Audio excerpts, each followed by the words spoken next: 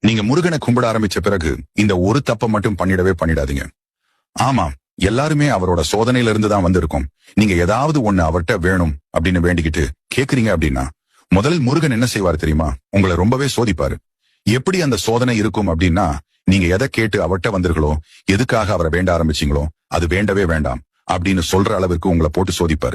அந்த சோதனையை எப்படியாவது தாக்கு புடிச்சு நின்னுடுங்க. வேண்டாம் அப்படின்னு மட்டும் சொல்லி அதை கைவிட்டுறாதீங்க. முதல்ல ஒன்றை ஞாபகம் வச்சுக்கோங்க. எந்த ஒரு பொருளும் நமக்கு ஈஸியா கிடைச்சிட்டா நமக்கு அதோட அருமை தெரியாது. அதே ஒரு விஷயம் நமக்கு ரொம்ப கஷ்டப்பட்டு பல தோல்விகளுக்கு அப்புறம் கிடைக்கிறது அப்படின்னா அதோட அருமை நமக்கு நல்லாவே புரியும். அது மாதிரிதான் முருகன் மேல் இருக்கும் நம்பிக்கையும். நீங்க கேட்ட உடனே அவர் அதை செய்து விட்டார் உங்களுக்கு. அதோட அருமை என்னைக்குமே புரியாது. அவரது பக்தர்களை அவர் எப்போதுமே கைவிடவே மாட்டாரு. முருகன் பக்தன் அப்படின்னா சும்மா இல்லை. வாழ்க்கை அப்படி ஒண்ணும் எளிது இல்லை. அதுல கஷ்டம், நஷ்டம், துன்பம், இன்பம், துயரம் இப்படியெல்லாம் கலந்துதான் இருக்கும் என்றைக்குமே.